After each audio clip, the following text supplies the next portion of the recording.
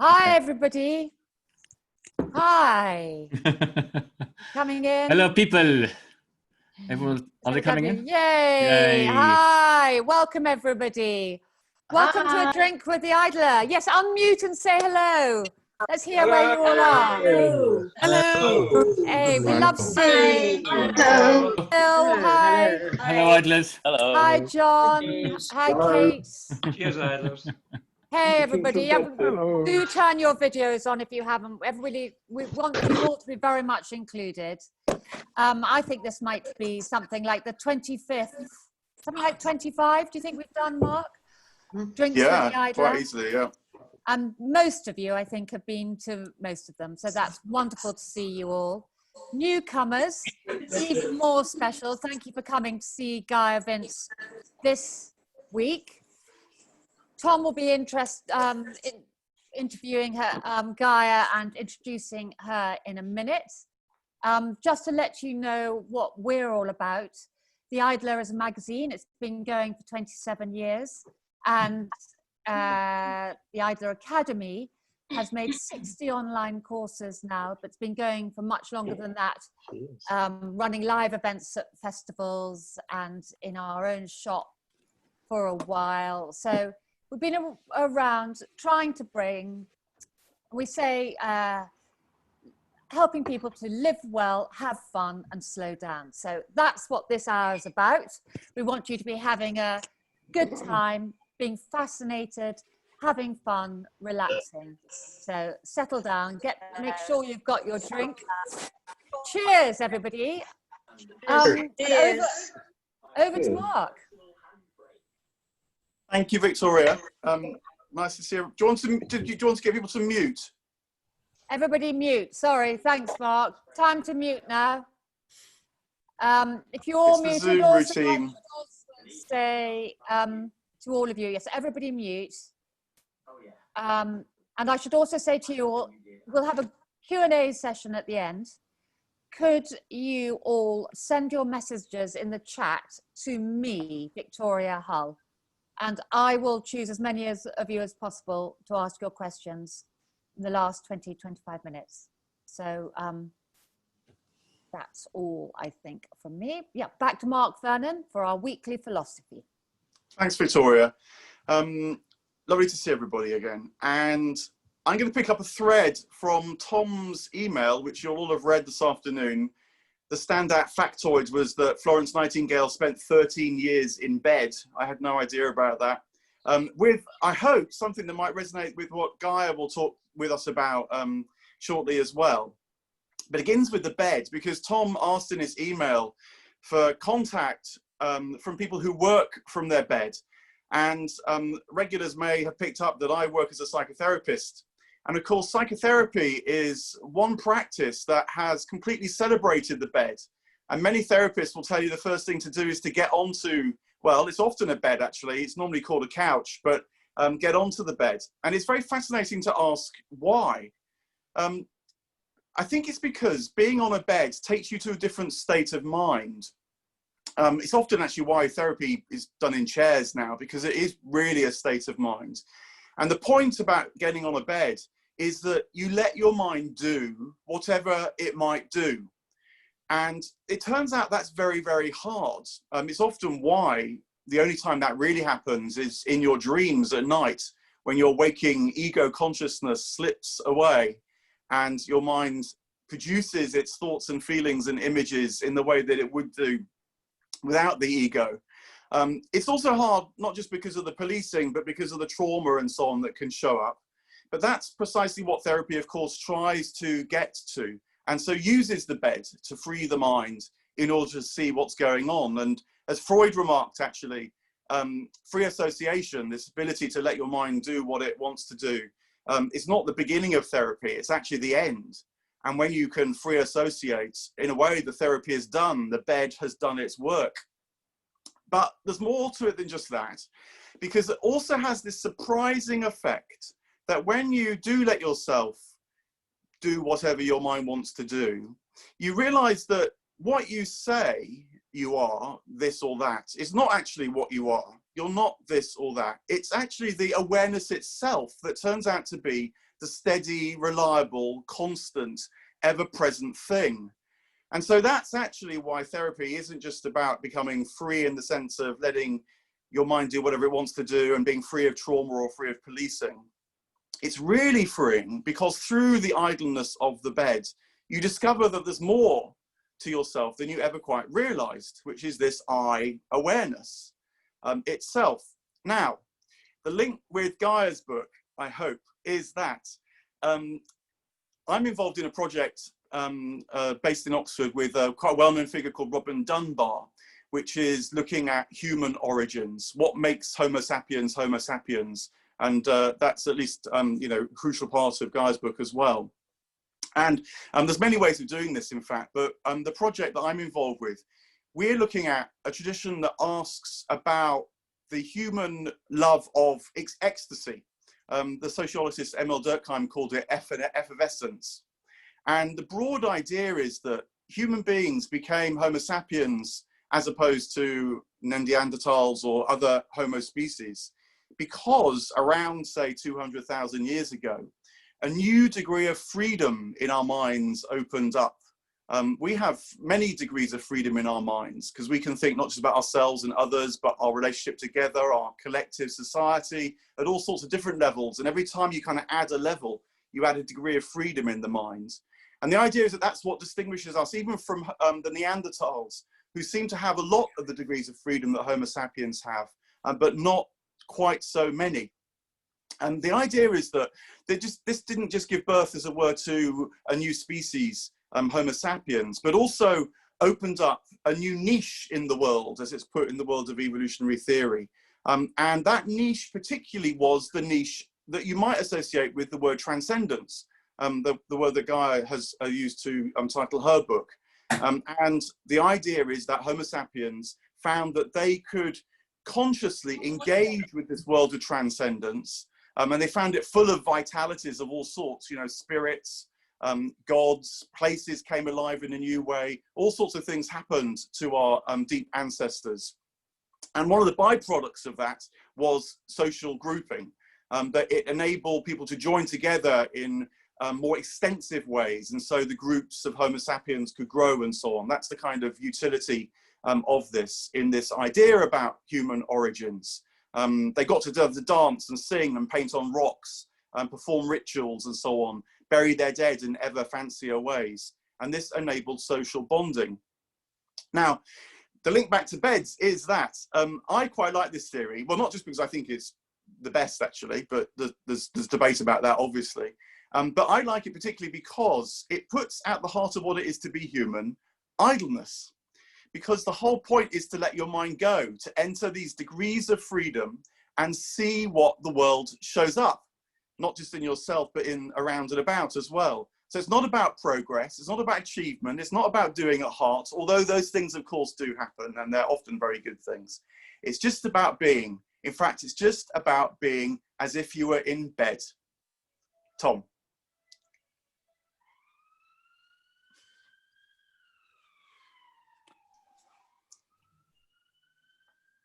Tom needs to unmute.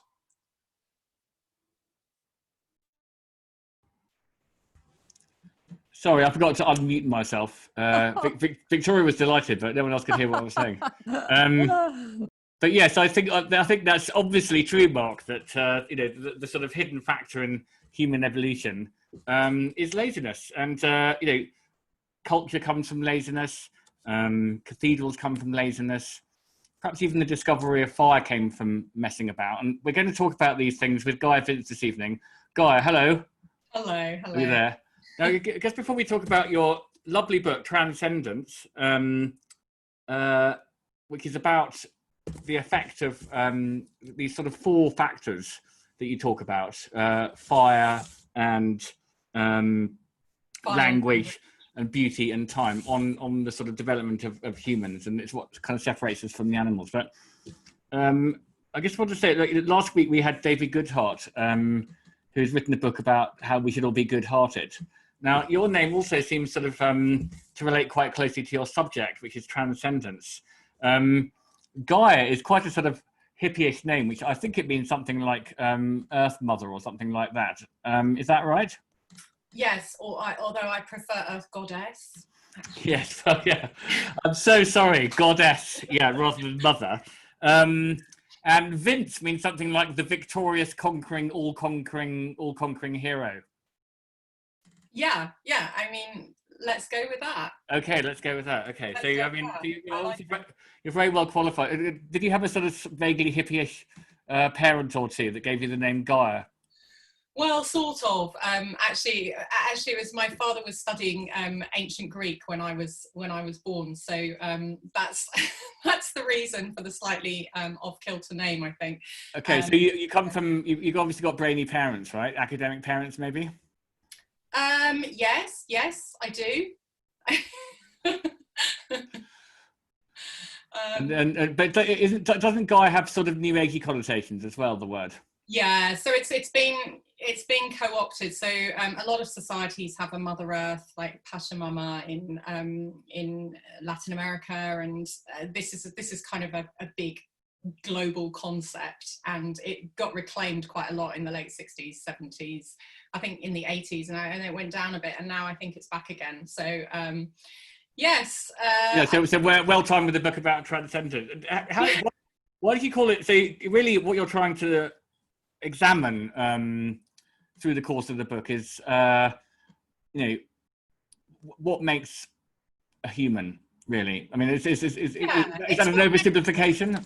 Well, no, it's not. It really is that huge question. You know, what makes us extraordinary? Because if you look at all the other animals, they're a bit pants compared to us. You know, we are literally dominating the planet now.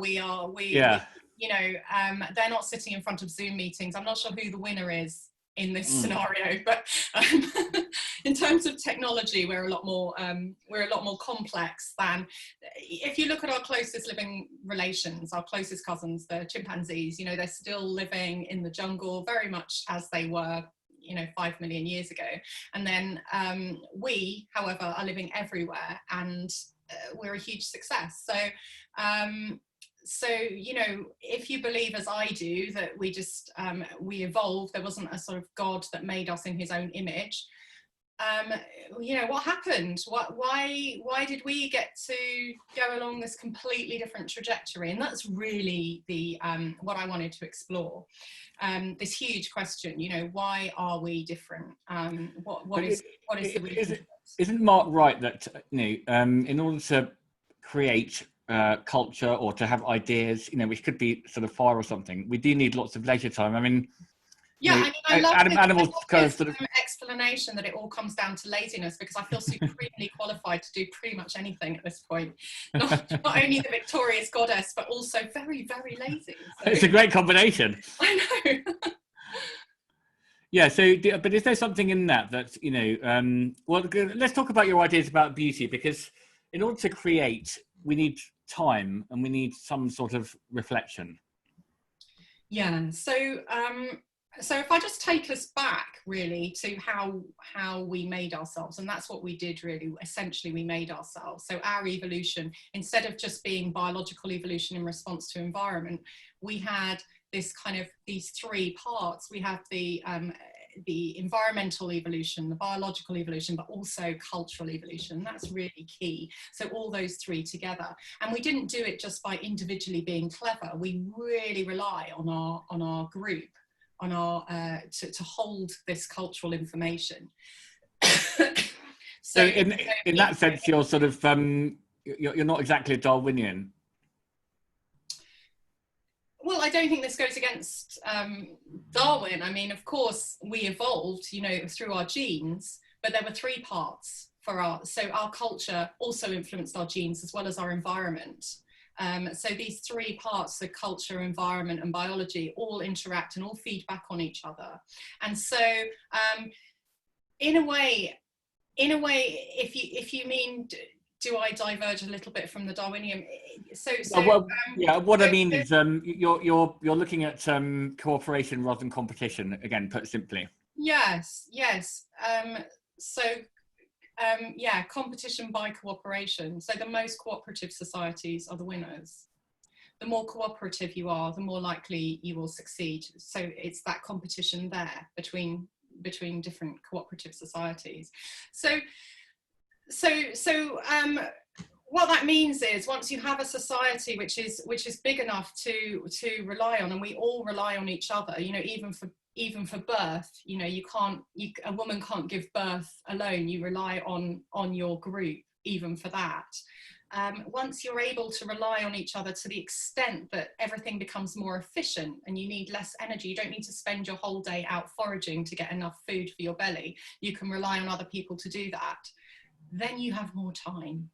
So you have more time to be lazy, to think in a different way, to try different things, to recombine different technologies and come up with a third option. So all of these feed back on each other, and our extreme creativity is part of that, you know, that cognitive evolution to produce something that is so creative and so intelligent in that different way. That is part of what being human is, and that ability to be cultural. You know, that's a biological trait. It's almost, you know, they all feed back on each other, and it depends on your environment. So if you live in an environment which in which you're not constantly fighting against the elements, you have a bit more time as well. Although, having said that, you know, some of the most incredible art from prehistory comes during the most transient ice ages. You know, we have everything from the caves at Lascaux to these little sculptural figures, which are so beautiful and so evocative, and they're imaginative. You know, it will have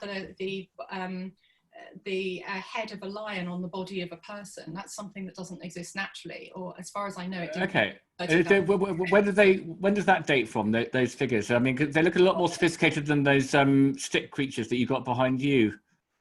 Well, these are actually a post-millennial movement called Stick Man, produced by my children, and I think the new wave of Stick Man. It's a new wave. Yeah, it's I mean, Charles Sarkey should be looking at that. Yeah.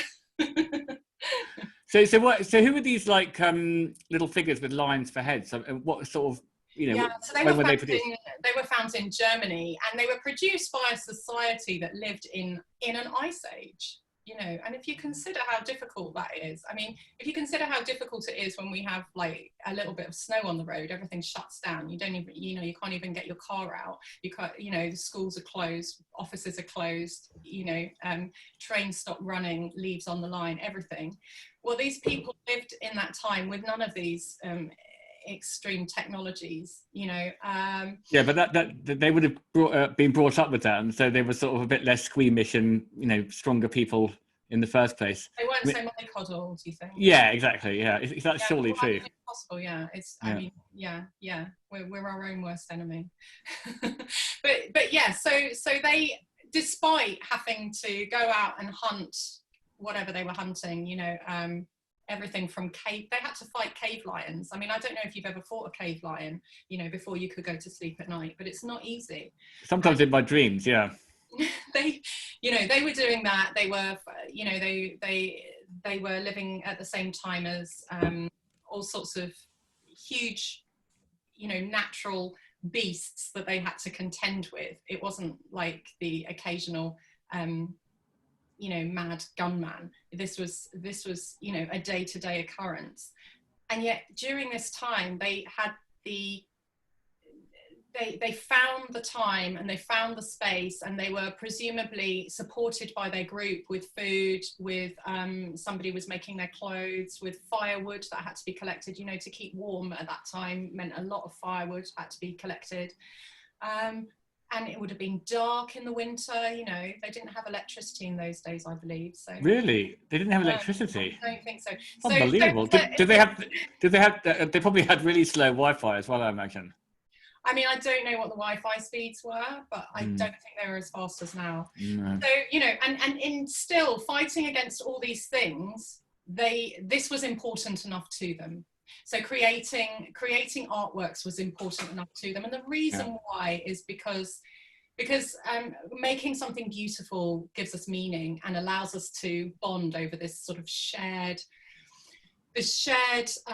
purpose for our group, because something humans do which the other animals don't do is we form these really strong groups with people that we're not blood related to, so they don't carry our genetic material, and yet we will go out of our way to help them, to sometimes lay down our lives for them. You know, we will help protect and spend a lot of energy on people that don't carry our genetic material. Now, other animals don't do that. If you think about animals that live in, you know, big groups like bees or ants or whatever, they're all related to each other. But we have these sort of cultural kin, so we treat them as though we were related to them. We care about their future, and so, you know, how can we show that we are sort of cultural siblings or cousins or whatever? We do it through the way that we behave. We all conform to certain norms, and we all treat certain things as sacred or important, and we put a lot of meaning behind what I call beauty, which sometimes is beauty, but it's this kind of like, it's the meaning that we give to things that don't help us survive. You know, you can't eat that little stick man. It's not going to keep you warm or anything. It's completely useless, and yet it's done for its own sake. Yeah, it's done for its own sake, and it's done because it represents something. It represents, perhaps it had meaning as a god, or a spirit, a protective spirit. Perhaps it was something, you know, it was an ancestor. It had that sort of spiritual connection. Because the other thing is this kind of kinship with the generations that come before, because they're the ones that passed on their cultural knowledge to us as well as their biological knowledge through their genes. So it's a way of being bonded. So it's things like in Britain, eating with a knife and fork rather than eating with your hands, or in India, you know, not eating with your left hand, or in, you know, or saying best wishes at the end of an email. You know, it's these little niceties that are social norms, and if you do it wrong, you signal immediately that you're not part of this group. And so so if you behave in a way that isn't, you know, even if you hold an accent which proves that you're not immediately from that place like everyone else, there is a little suspicion there that maybe we're not cultural cousins after all, you know. So there's this kind of tribalism constantly that plays out throughout our history, but at the same time, we need each other. So there's this constant tension between tribalism and cooperation. And my thesis is that cooperation wins. It always wins, because we need to trade with them. We need to rely on other people. You know, if there's a drought in our area, we need to be able to get food or water from the other area, or we need their help. So yeah. So your book's sort of political in the sense that you're saying that there's all these things, you know, what makes us humans really, is the fact that we have the time to devote to things like culture and art, and I suppose splitting up of tasks, you know, it's among not just having the time, it's having the desire. Because plenty of animals sit around all the time doing very little. Like cows spend their whole time chewing the cud. It's quite a lot of work. I mean, that's quite hard work, chewing the cud.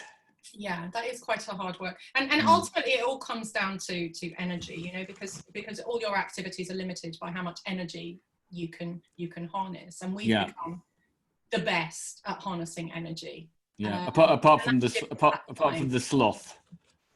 The sloth, you see, sloths, koalas, they eat this very, very, very low energy food, so they have to spend all their time digesting leaves and getting pretty much nothing from them. That's, you know, but I don't think they're spending as far as I know, I don't think they're spending their spare time, you know, composing poetry or something. No, they do look quite cute though. Oh, they're gorgeous. I know, I do love them. But so, Guy, you must get some, I don't know what you would call them, but not animalists or animal lovers, but, you know, people who say, well, oh, this is typical, this is like the human-centric view of the world, you know, humans are better than animals, and this kind of, you know, superior attitude is what led us to sort of, you know, destroy the planet, or, you know, Aldous Huxley says something like, you know, humans read this unfortunate passage in Genesis, which says that man has dominion over all of nature because he's sort of much better. So don't you have some, you know, detractors who are saying that you're contributing to that sort of anthropocentric view of the world, or whatever it might be called? Yeah, well, so my first book was about the Anthropocene, which is the age of humans, and it's all about how we've changed the planet and became this, we are this dominant force and what we're doing.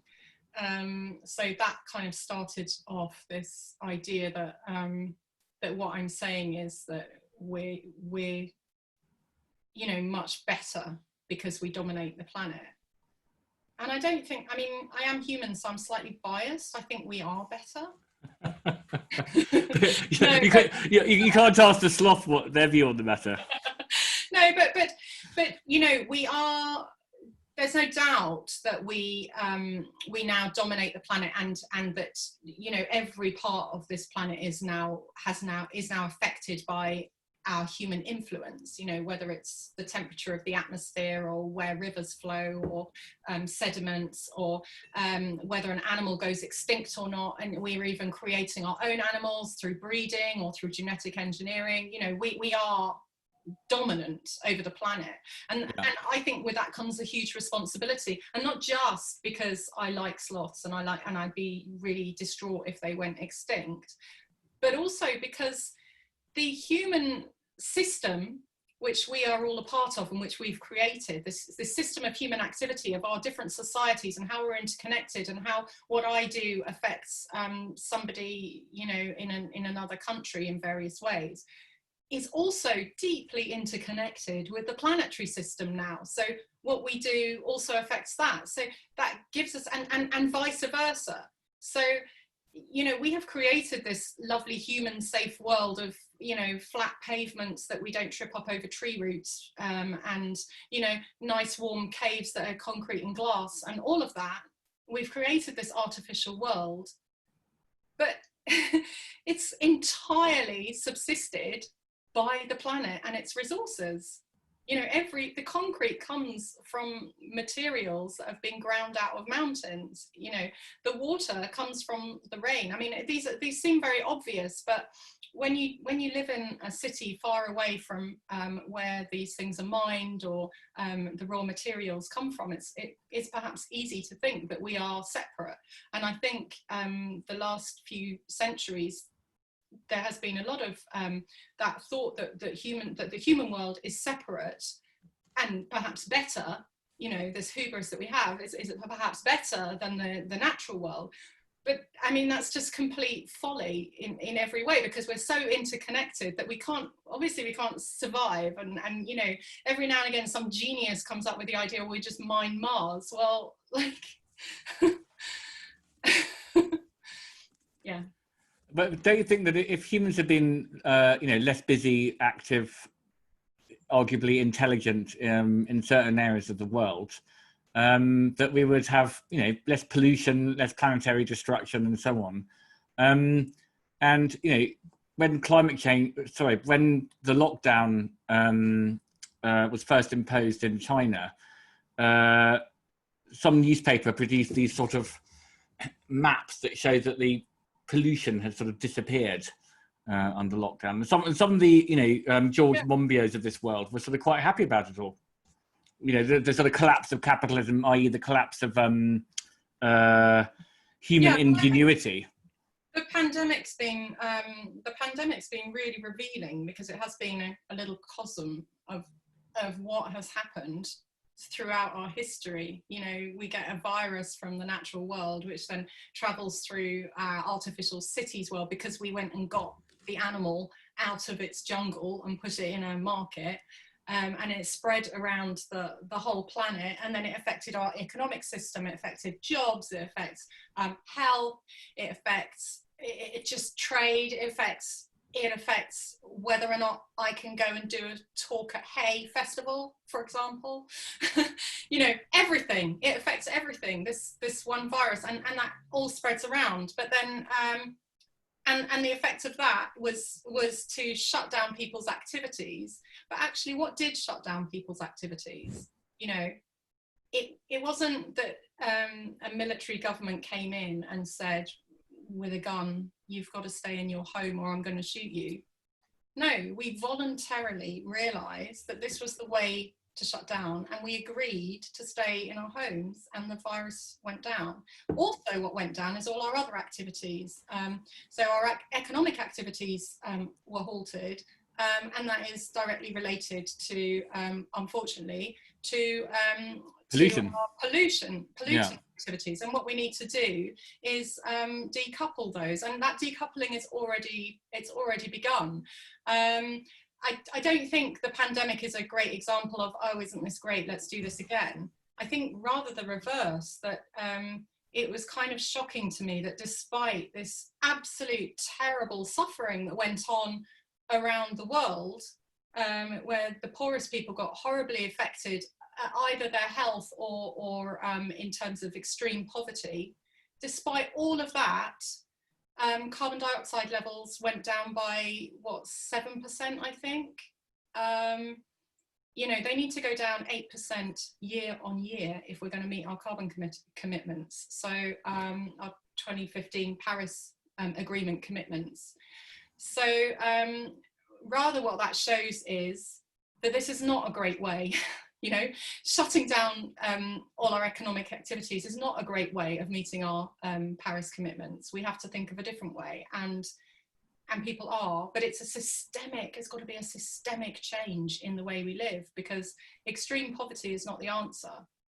You know, it's got to be humane. And it's also worth remembering that, you know, nobody deliberately decided to create the internal combustion engine or for a car, or for creating electricity or anything like that, in order to raise the temperature of the atmosphere so we'd all be in this situation. You know, every incremental change during our cultural evolution has occurred, you know, to try and make harnessing energy more productive, to become more efficient, to get more energy for less. And it seemed like, you know, a great idea. What you know, the effect of this we've now known for decades, and not acting on that is really shameful. But I think the initial kind of, I don't think we can worry about, you know, the evil people that came up with combustion of fossil fuels. Those bastards, they've ruined our lives. Destroyed the planet. Now, what about, before we go back on to Mark, what about,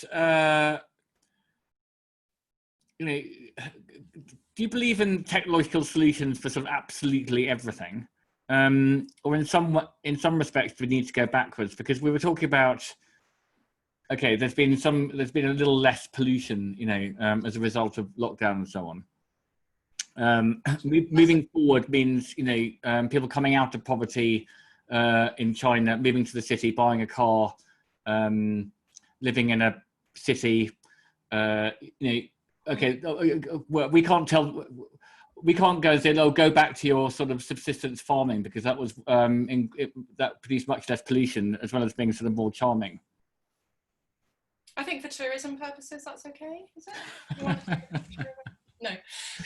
No, of course not. Of course not. I think that, you know, humans have rights, and they have the right to clean water. They have the right to electricity now. They have the right to all sorts of things. Well, ideally, people should be able to develop, but develop cleanly. And actually, cities are not the unplanned cities have obviously got a lot of problems, but cities are actually an incredibly efficient way of keeping lots of people, large populations, you know, millions, tens of millions of people in a small surface area, and giving them clean water, electricity. Quite a lot of fun, hopefully. Yeah. And fun, yeah, and that's really important actually, because in cities also tolerance is much higher. People are much more tolerant of people who are gay or are from a different religion from them, or or aren't the exact norm of every single person in that village, and that's really useful because we don't all fit into whatever the village prescribes as the social norm. It's actually, so they're very progressive in a lot of ways, and also I love cities, and farms are quite smelly. I don't know if you've been to Well, I lived on one for 12 years, and my mum was absolutely horrified because I actually said at the time, I hate mud. it's Mark. very dirty. Yeah, I know. Well, there's a lot to be said for sitting in a sort of nice clean room with an electricity supply. Mark, can we come back to you? Shall we? Guy's brought up loads of brilliant ideas and concepts. Is there anything you'd like to sort of take her up on? Yeah, well, one of the things that I wondered about her view, really, because it's something that I watch quite closely and sense, is about evolutionary theory itself and how dramatically it's changing and it's self-evolving, but how difficult it is to talk about, particularly in the public sphere, because it's so politicized. And the minute, you suggest anything really beyond what Richard Dawkins put so brilliantly together in The Selfish Gene, but really is now very old hand evolutionary theory, you get trolled and all the rest of it. And so all these ideas about, I think you can talk about cooperation fairly respectively now. We had Merlin Sheldrake on a couple of weeks ago, who's written this brilliant book about fungi and how their relationship with plants is absolutely essential. But if you start talking about, I feel it because this project I'm involved with, anything that's not driven by some kind of utility, survival, if you start suggesting that perhaps play or offline was as important, you run up against a lot of, sort of kickback. And it's partly because, you don't get it so much in this country, we do in the US. There are those who try and smuggle in intelligent design, as it's so called, and all that. But on the other hand, Charles Darwin himself wrote about the intelligence of worms when they drag their dry leaves into their burrows. So that is a brilliant book. His Darwin's book about the earthworm. Yeah, it's fantastic. And part of me hopes we can really go back to Darwin, actually. I thought you could say go back really to help the us in our earthworm. discussions about these things. Yeah, it's interesting, isn't it? Because of course Darwin didn't know about genes. He didn't know about DNA. So things have moved on a lot further than that. And yeah, one of the things I stress in the book is that through cultural evolution, it became the survival of the group that was important rather than the survival of the individual. So although biological evolution is very much the survival of the individual mainly, or the gene, and so that's why these social animals have these they're all kin-based groups. In humans, it's the survival of the group, and that immediately changes the dynamic. But also, if you don't believe in intelligent design, which I don't, then you've also got to say that it's not, there isn't an intention at the end of everything. So, the design of the hand wasn't, okay, the genes got together and said, what's the best way of putting 5 digits on a sort of flat thing that can grasp stuff? It evolved. And evolution is very much about the failure of those that don't survive, rather. So all these different options are out there. There's all this diversity. The sloth just has 2 fingers, I think. Well, there are 2-fingered sloths and 3-fingered sloths. Ah, yeah. Which one's more successful? Favorite? Which is your favourite? Obviously, the 2-fingered. There's a whole community, subspecies of sloth that lives on an island off Panama. Is it off Panama or Costa Rica? I can't remember. And they're basically drunk the whole time. They're high on these special red leaves that have got some some drug in them, and they're just completely off their heads the whole time. But you wouldn't know, because sloths kind of look like that anyway, don't they? Anyway, it's the failure. Evolution is sort of driven by the failure of things that don't survive, and that's true for cultural evolution just as much as it is for biological evolution. So as a result, there's this great diversity of things, because things just evolve. Playing evolves, you know, or something useless like those fidget spinners, you know, comes out, and unless something doesn't work or isn't taken up or isn't exciting enough, it will just be there, you know, endlessly. Yeah. So and that's the same for our appendix, or it's the same for, you know, these things are just there because unless there's a really big reason to get rid of them, they're just, you know, so evolution is not driven with a goal. and we're not, I wonder whether there's a bit of a when we evolve things culturally, there isn't a goal either. We're not progressing. I don't see us as more progressed than the people living 30,000 years ago in that cave in Germany, you know, making the little man. I don't see us as progressed particularly. We're more complex. Our societies are more complex, and our technologies are more complex. But you know, have we progressed? Are we, by what do we measure that? Are we happier? You know, they were sitting around like carving little men and having great fun, like the heroics of fighting a cave bear. Maybe that's much more fun than, okay, my Zoom meeting went all right. You know, I don't know what. But also, sorry, Tom. Yeah, the area which I've been quite influenced by is, and it's I was going to say it's a niche, no pun intended. It's a minority within evolutionary theory, but it is within evolutionary theory, rather intelligent design, which is about this idea of niches. That what evolution actually does is it explores different environments. So it is drawn towards something, but which is the environment. You know, so the fish explore the niche of water, birds explore the niche of the air. And then there is then the extra element, which is that there are, as it were, immaterial niches. So, for example, cooperation, as well as being quite functionally useful in certain contexts, actually is exploring what you might call a niche of care that's actually sort of in the environment as well.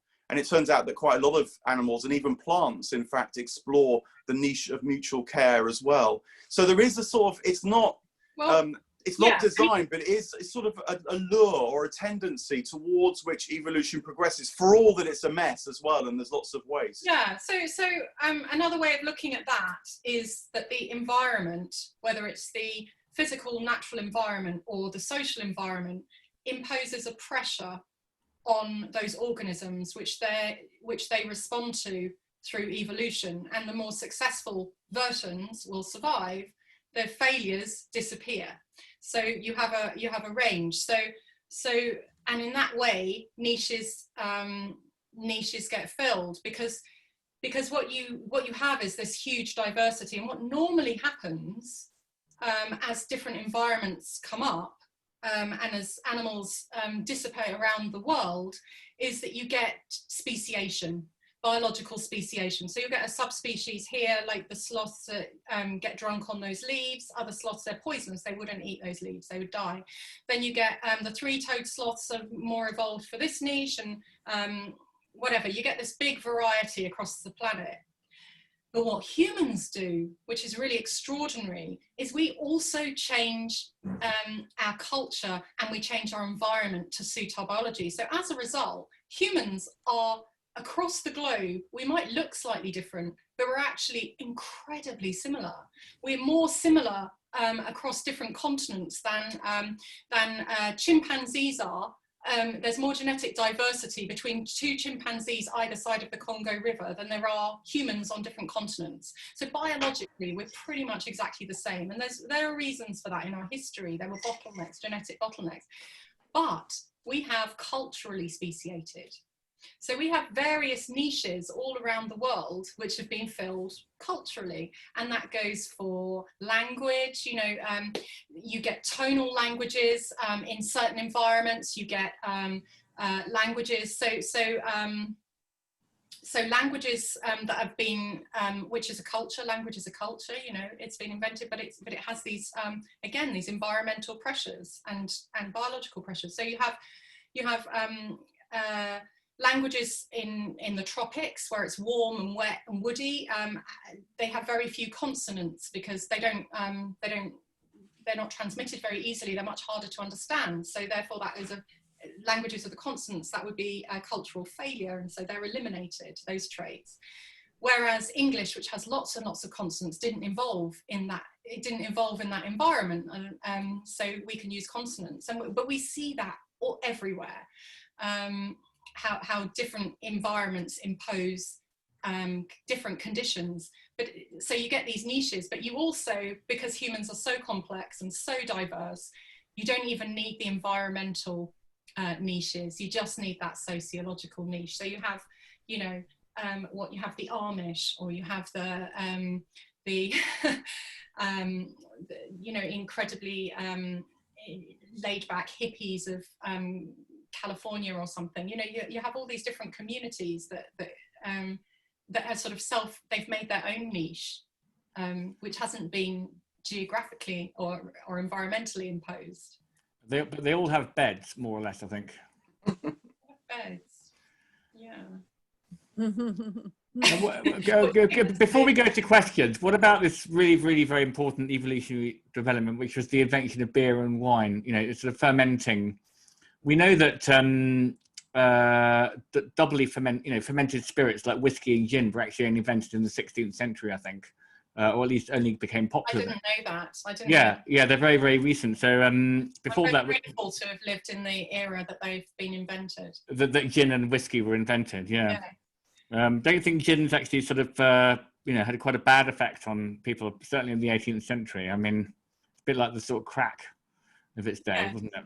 Well, indeed, but not being a sort of destitute sort of street liver, I'm all right with gin. Well, I hope your book, continues to sell well, so to keep you off the streets. Thank you. So beer and wine. When were beer and wine? You know, I mean, the evolution. Yeah. So that's a really interesting thing. So obviously, that is an environmental pressure, if you like, because you know, certain fruits, or like grapes, or barley, or potatoes in Russia or whatever. They all come from different areas, and so the alcohol that you drink is environmentally determined to a certain extent, but it's a cultural invention. So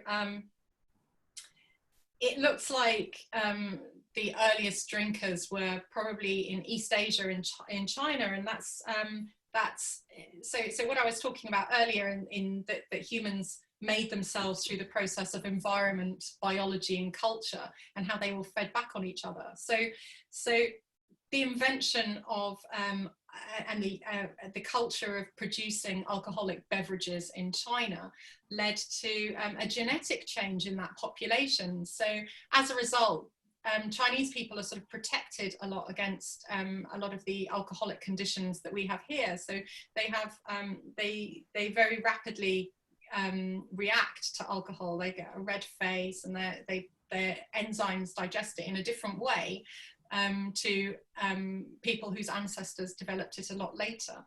And that's true for things like wheat. People from who've digested wheat, whose ancestors used to farm wheat a long time ago, have much more tolerance to, and they have different enzymes in their guts. You know about lactose tolerance, so people whose ancestors used to drink milk are lactose tolerant. But these things aren't completely clear cut. So in Northern Europe, where I live, lactose tolerance has been around for thousands of years, but I'm not lactose tolerant, for example. So, you know, the genetic makeup of everybody, I obviously have ancestors from a place where they didn't drink milk historically.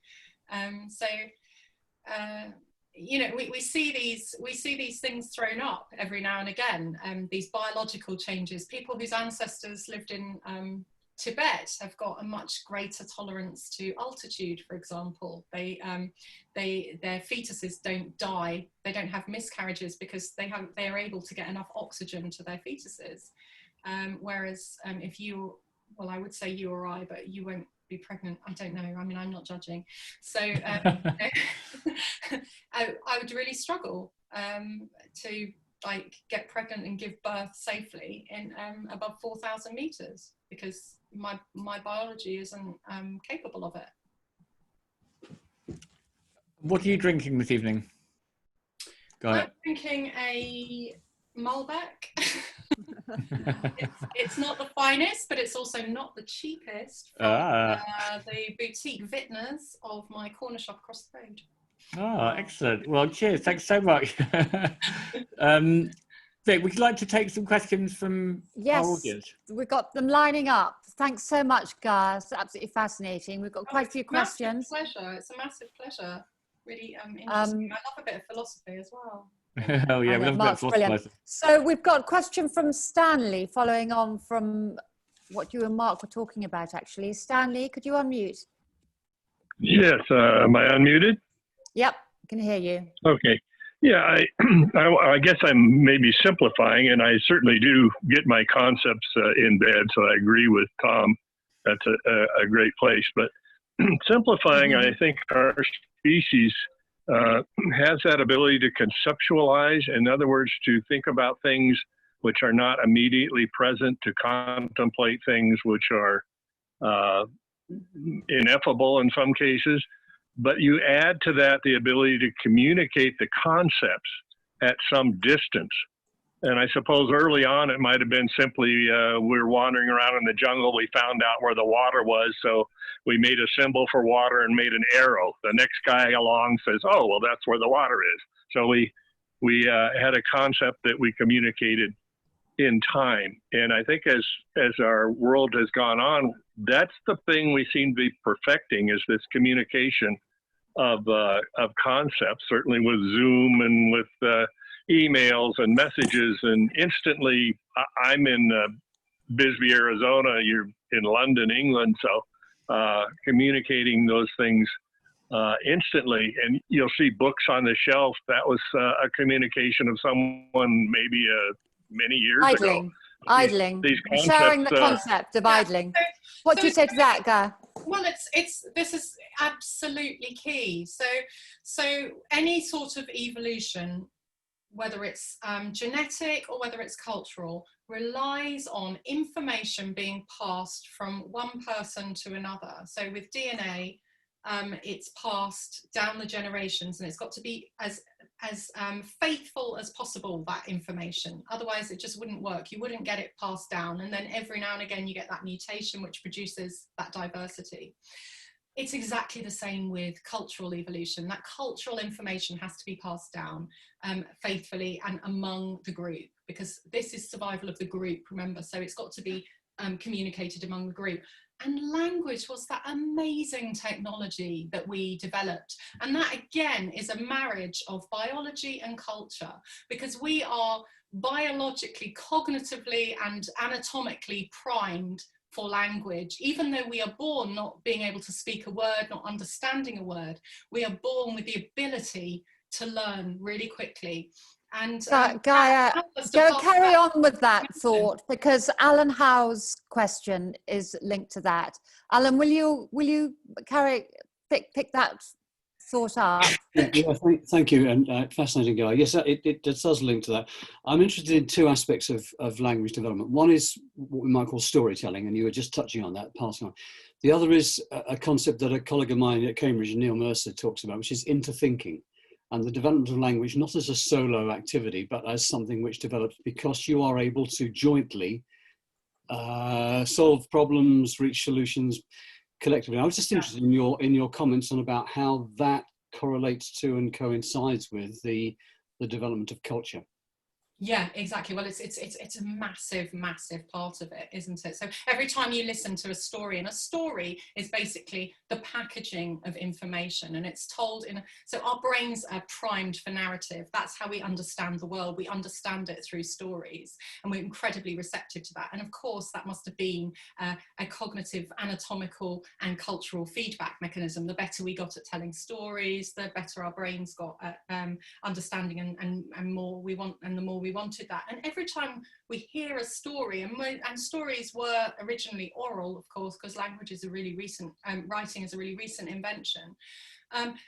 What's happening is the whole group is joining this kind of this intellectual narrative commons, where we're all in the same sort of liminal space as the storyteller, and we're all experiencing that. And it's a meeting of minds. And storytellers are actually, just as an example of how important that is, if you take, there's a hunter-gatherer group in the Philippines called the Agta. And if you look at different villages, the most important trait, so the people that have the most children, so these are people, the hunter-gatherers, they absolutely, for their survival, have to be good at hunting, otherwise they all starve, okay? The people who have the most children, have the most access to partners, have the highest status in the village, are the best storytellers. So that shows just how important storytelling is. That's the kind of the survival of the fittest, I guess, of a cultural trait. I think that's still true in the Western world with people called pop stars. Yeah, filmmakers, pop stars, directors, actors. You know, these are the people that we all worship. You know, even if they're not really handsome. Amazing, amazing. Wow. John Hughes, could you ask your question?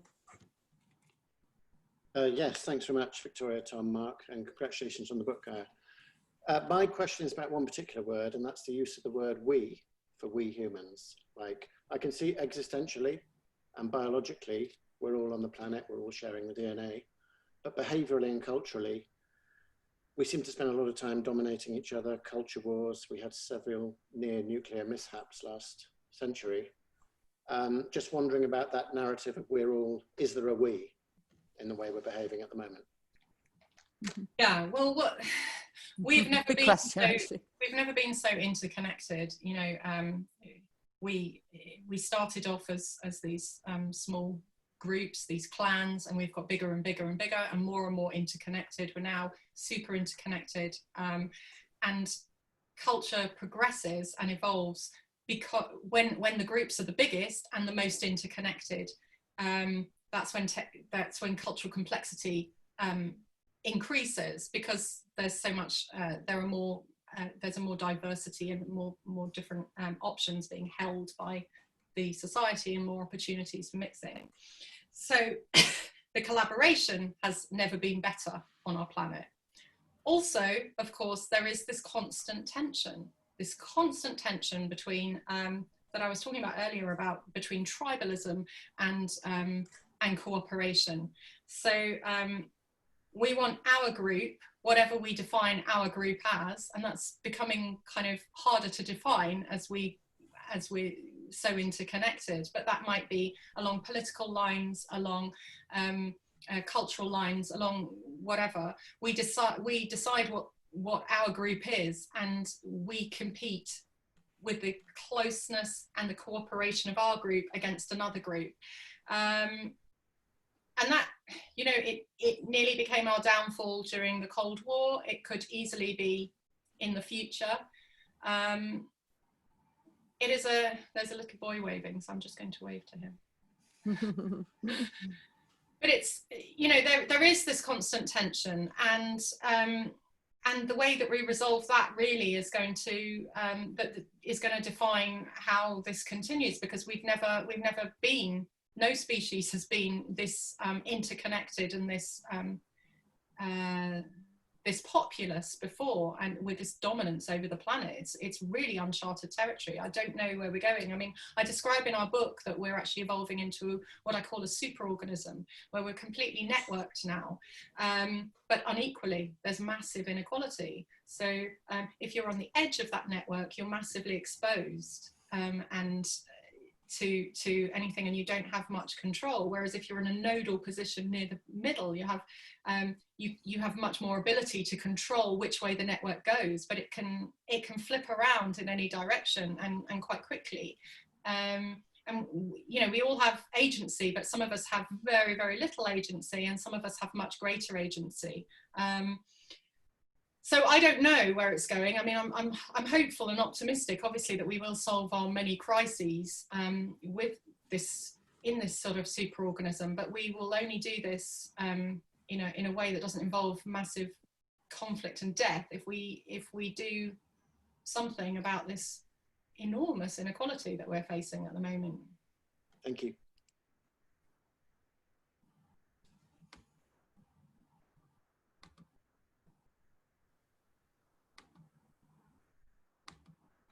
Sorry, I've got, I'm muted.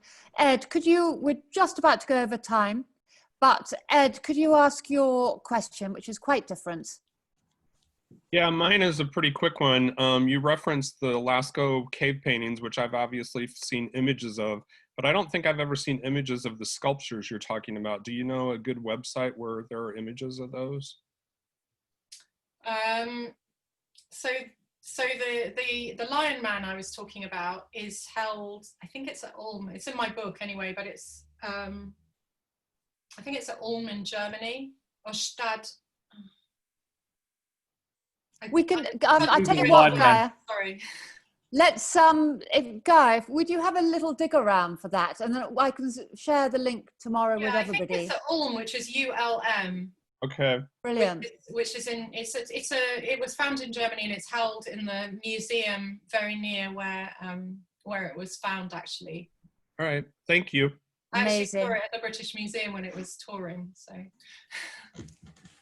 Wow, Gaia, thank you so much for that.